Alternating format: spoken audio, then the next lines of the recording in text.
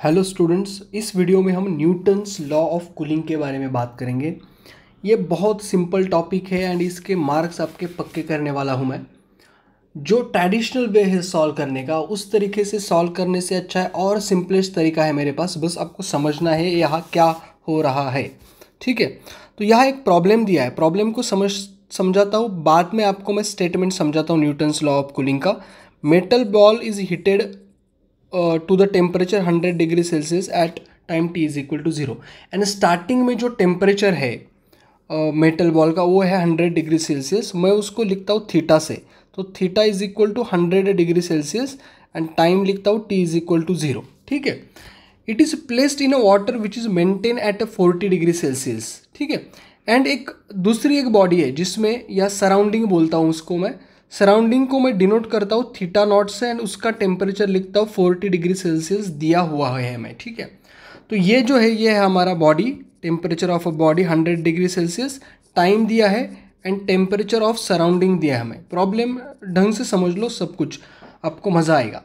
If the temperature of a ball is reduced to 60 degree Celsius, यानी ये जो theta है ये रिड्यूस्ड हो गया। अब मैं इसको बोलता हूँ, एज्यूम करो थीटा 1 बोलता हूँ, ये हो गया 60 डिग्री सेल्सियस एंड टाइम बढ़ गया हमारा t is equal to 4 minute हो गया। तो ये बोलता है find the temperature at which ball is at 50 degree Celsius. तो मैं इसको थीटा 2 बोलता हूँ, तो ये बोल रहा है 50 डिग्री सेल्सियस किस टाइम पे होगा, तो ये यहाँ t पूछा है। एंड इस होल प्रॉब्लम में जो टेम्परेचर ऑफ सराउंडिंग है वो है fix, that is 40 degree Celsius. अब थोड़ा इसको समझते ढंग से और, ठीक है।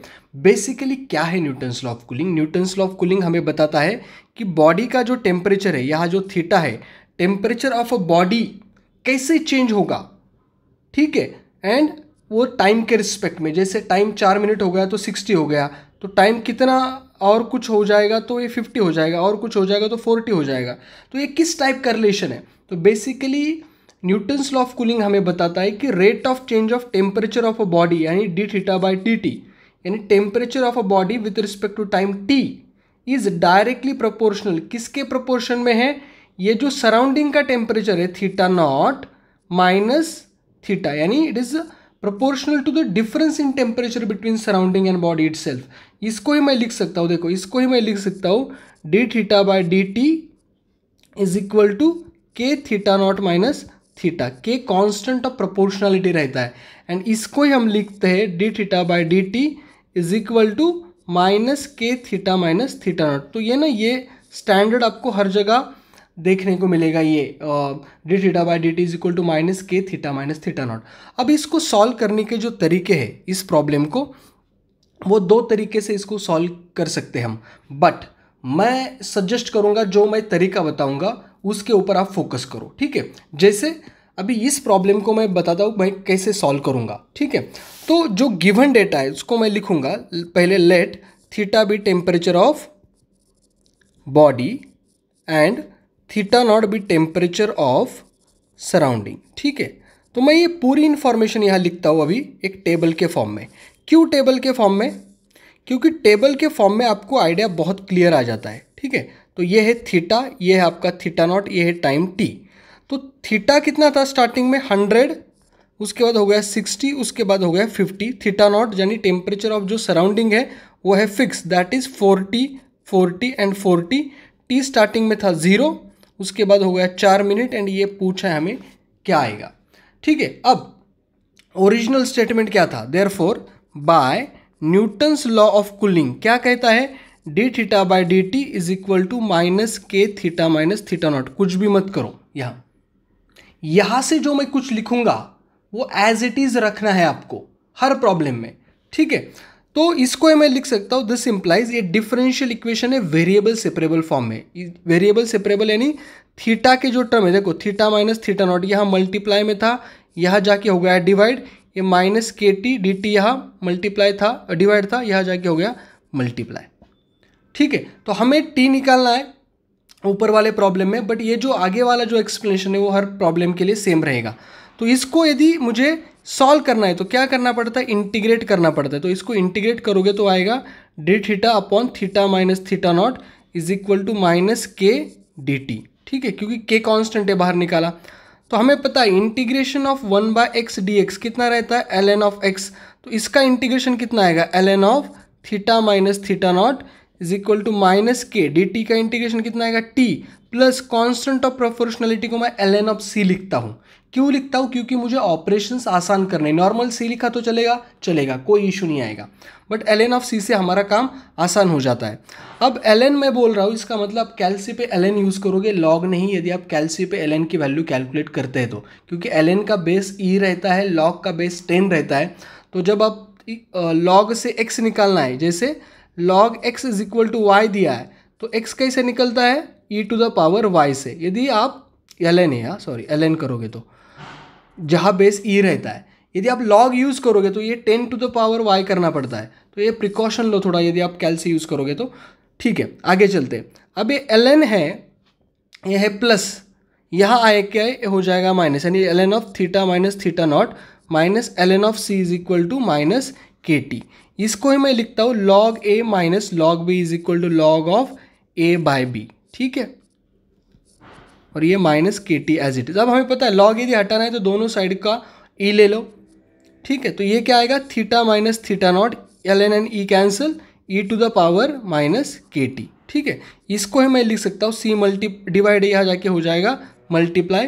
तो ये theta is equal to c into e to the power minus के t plus theta not minus था, ये हो गया प्लस। अब ये जो है Newton's law of cooling, by Newton's law of cooling to यहाँ तक सेम ही रखना है आपको, पूरा सेम रखना है। एंड इसके बाद एक्चुअली सॉल्व करेंगे हम। कैसे सॉल्व करेंगे, देखो हमें जो कुछ भी निकालना है, ठीक है, हमें दो चीज़ें पहले निकालनी पड़ती है, एक है c, दूसरा है k। ठीक है, तो c जो निकालता है ना, ये पहले कंडीशन से हमें c मिलता है, दूसरे कंडीशन से k निकलता है, एंड इससे फाइनल आंसर मिलता है हमें। इसको याद रखो आप। ठीक है, तो पहली कंडीशन क्या है, देखो पहली कंडीशन को ऑपरेट करते हैं हम।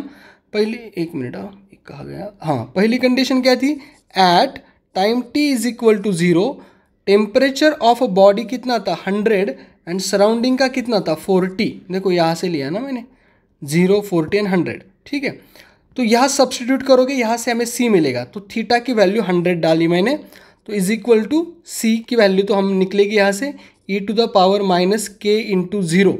तो ये आएगा e to the power 0, e to the power 0 कितना रहता है 1।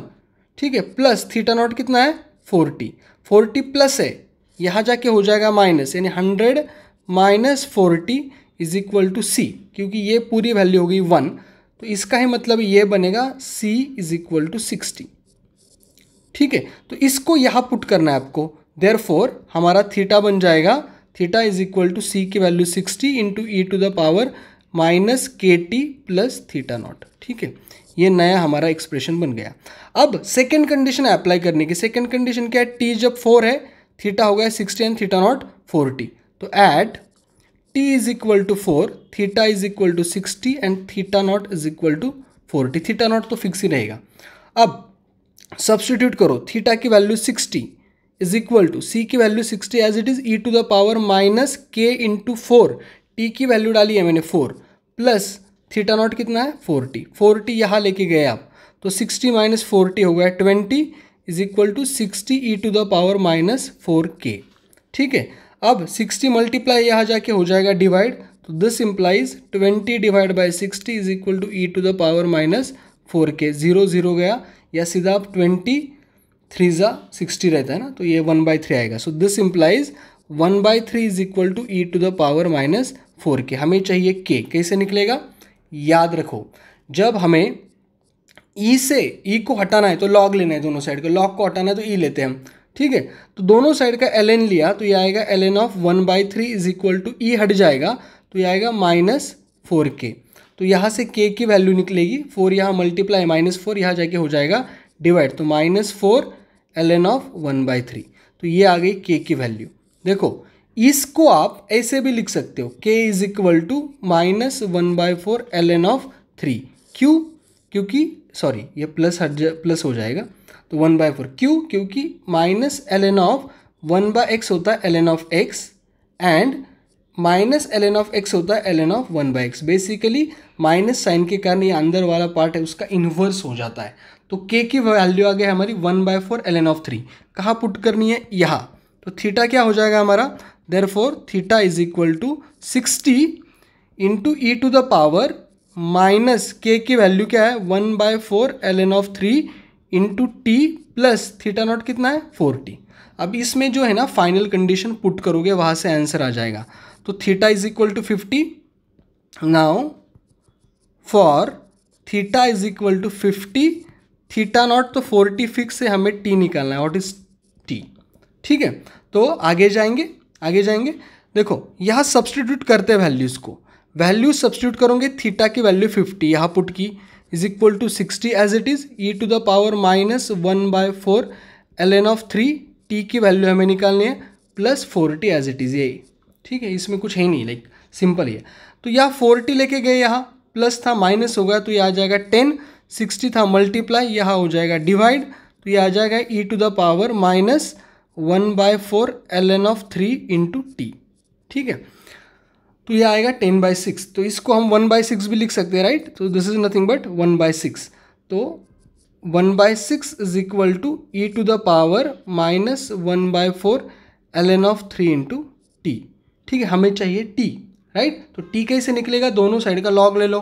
ठीक है, तो लॉग लोगे तो ln(1/6) is equal to minus 1/4 ln(3) into t. तो टी कितना आएगा, so t is nothing but ये मल्टीप्लाई यहाँ जाके हो जाएगा डिवाइड, तो आएगा ln(1/6) माइनस 1/4 ln(3). ठीक है, इसको और भी रीअरेंज कर सकते हैं आप, जैसे ये माइनस साइन है, इसको माइनस, देखो ln(1/6) को मैं लिख सकता हूँ माइनस ln(6). ठीक है, वही लॉजिक जो आपको ऊपर बताया, तो इसको मैं लिख सकता हूँ minus ln(6), this is minus 1/4 ln(3), minus minus गया, इस 4 को आप ऊपर लेके जा सकते हो क्योंकि 1/4 है, तो दिस इज 4 ln(6/ln(3). तो ये आपका टी की वैल्यू हो गई, ये आपका फाइनल आंसर हो गया। आपने यहाँ छोड़ा तो भी सही है, यहाँ छोड़ा तो भी सही है, फाइनल कैलकुलेट करके दिया आपने आंसर तो भी सही ही है। ठीक है, इसका आंसर आएगा 6.5 मिनट। ठीक है, 6.5 मिनट। तो इस तरीके से आप न्यूटन्स लॉ ऑफ कूलिंग का प्रॉब्लम एकदम आसानी से सॉल्व कर सकते हो। और एक एग्जांपल मैं लेता हूँ, जैसे अभी हमने टी की वैल्यू निकाली, वैसे हम थीटा की वैल्यू निकालते हैं। देखो, a body originally at 80 degree Celsius cools down to 60 degree Celsius in 20 minutes. ठीक है, and temperature of air is 40 degree, मैं शॉर्ट में लिख रहा हूँ 40 degree Celsius. what will be the temperature of a body after 40 minute from original, ये problem है, right. पहले गिवन या लेट करो, let theta be temperature of body, theta not be temperature of surrounding, जो हमें पता है। तो टेबल बनाओ, तो टेबल कैसे बनेगा, देखो टेबल बनेगा ऐसे। तीन चीज़ें आपके पास, क्या है तीन चीज़ें, एक है थीटा, एक है थीटा नॉट, एक है टी। टेम्परेचर ओरिजिनली बॉडी का टेम्परेचर कितना था 80, 60 हो गया कितने मिनट में, 20 मिनट में। स्टार्टिंग में टी 0 रहता है, ठीक है।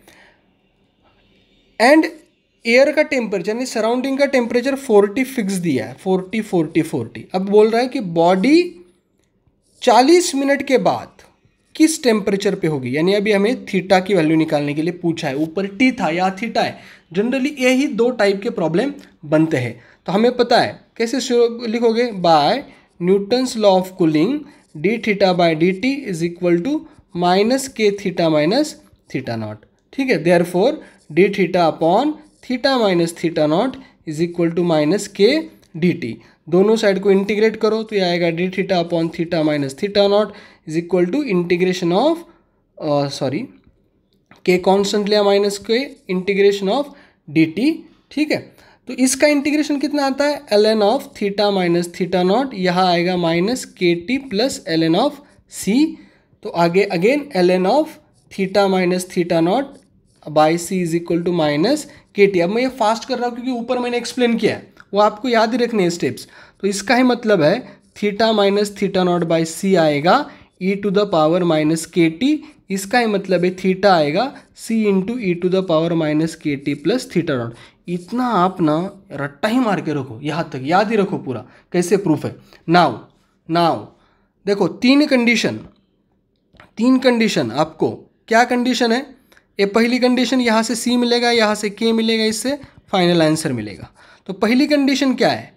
At t is equal to 0 temperature of a body 80, temperature of surrounding 40। ये दिया हुआ है, तो यहाँ सब्स्टिट्यूट करो, इसको 1 नाम दिया तो भी चलेगा। पुट इन 1, तो 1 में पुट किया तो ये क्या आ जाएगा? थीटा की वैल्यू है 80, right, is equal to c e to the power, देखो के इंटू टी की वैल्यू कितनी है? 0, तो ये हो जाएगा 0 प्लस थीटा नॉट कितना है? 40। तो इसका ही मतलब है ये ई टू द पावर 0 1, तो 80 माइनस 40 में लेफ्ट साइड को लेके गया तो हो गया माइनस, तो ये आएगा सी।